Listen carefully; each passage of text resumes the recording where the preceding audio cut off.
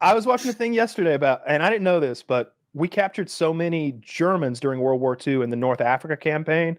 The guys who fought under Rommel, who'd been pushing the Brits around, we showed up and beat the fuck out of them, and we captured like 300,000 of them or something like that. Oh, wow. And I always thought that our prisoner of war camps were maybe over there in friendly countries, or like the area we captured in the rear echelon or whatever. Like they're back there. We boated them to the USA and kept them in like Michigan or something like that. Really? We did. We had hundreds of thousands of German POWs in this country. And I watched this thing where they talked about how they were reversed brainwashed when exposed to American culture. Like they got on the Liberty ships that we were baking one every 42 hours, by the way, at peak. We'd crank out a boat every 42 hours.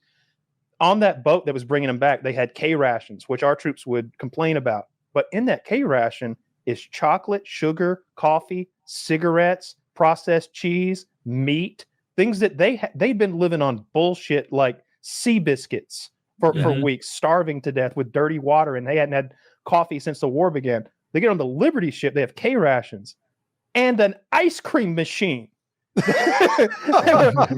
So then they got to the POW camp and they were prepared to be starved to death. They'd been told the Americans are brutal. The lies about their opulence and their big economy and the production is all just propaganda. And they got here and they were like, candy bars.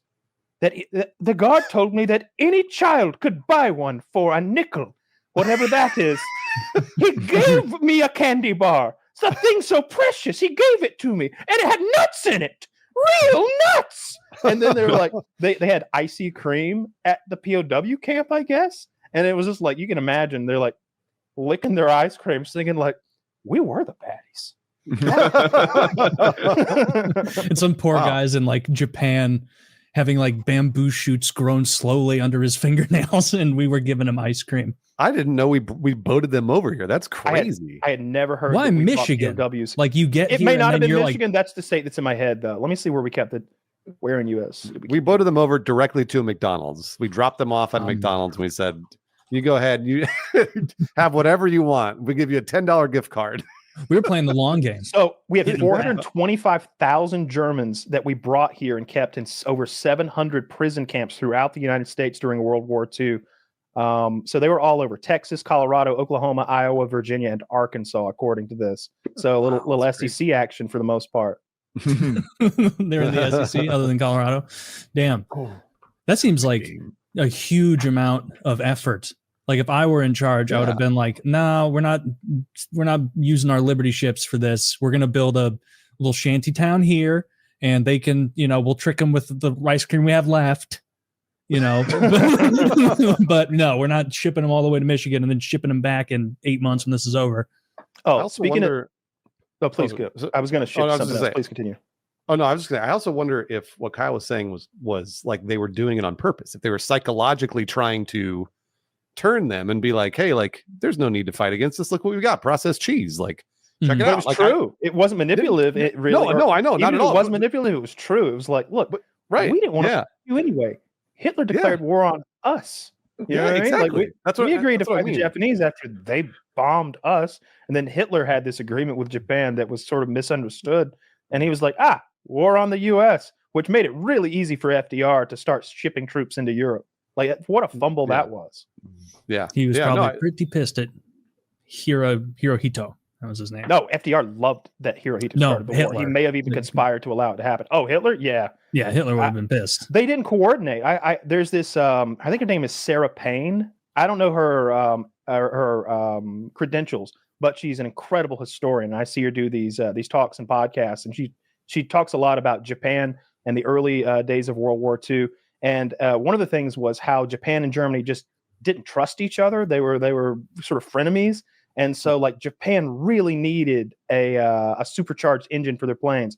The Germans had one. It was like the best one, but they wouldn't get it. The Germans or the Japanese really needed torpedoes maybe. And the Germans had the best torpedoes of the day, but they didn't tell each other that. Like there was a lot of that going on, not working together and sharing where their technology was leaps and bounds ahead of everyone else. And they were both like using their secret Morse code to send insults about Mussolini, I bet. Bullying him. I'm thinking about it though. Like, wasn't Russia originally on Hitler's side? They originally agreed to. Wasn't it the something Ribbentrop Pact? They had a non-aggression pact, and Russia had already I think they were already in control of some territories they weren't supposed to. But obviously, I think Hitler thought that he had won the war in the East when he started. I think it's Barbarossa was his when he attacked Russia. But to hear those commanders talk, they're like, there's nothing in front of us, nothing behind us, and the enemy continues to retreat. Like, it's thousands of miles they've progressed now, just chasing the Russians, bleeding themselves dry and extending their supply lines. And all the while, the Russian winter is coming. Well, no, but before that, I think the Russians and the Germans were on the same team or had correct. An alliance. Yeah, Woody. I only mentioned it because I can see why maybe Hitler didn't want to give their stuff to Japan after already an ally flipped to the other team. Well, they did flip the other team. Hitler declared war on them. Ribbentrop. Yeah, I think that was going to say. I think Hitler basically betrayed them. It was like, yeah, well, you know what? We'll be friends in this. And then, I mean, that's what Hitler did. He took over everything. He was like, nah, fuck it, I'm going to take over everything. And so then all the other countries around, and he almost did. Stymied at Stalingrad. They tried to make Russia the 51st state. Their pact was basically to be like, all right, Soviets, Nazis, we're going to look the other way, and we're going to split what is now modern day like Poland, Latvia, Estonia, Lithuania, and Bulgaria. you guys can have your side of it. We're going to have our side of it, and then how about we just like agree to expand our empires, and then that Hitler changed his mind. Yeah, Hitler changed his mind, and he said, "Never mind, it's all mine. I want it all." Sarah Payne described it as Hitler was ashamed of his need for an agreement with Stalin, that they were so opposed philosophically that it was shameful for him to have to deal with Stalin, a fascist sort of communist. Yeah. Well, both. He's both. Fascism isn't necessarily a political organization; it's more act of will and like the way they run their government, but he didn't want to do business with a commie, and he was sort of in a way ashamed or embarrassed that he had to sort of make sure his back was protected. So when he thought he had the eastern area covered, he went ahead and attacked Russia, which seems like a huge blunder because it was. Yeah, but he almost got him.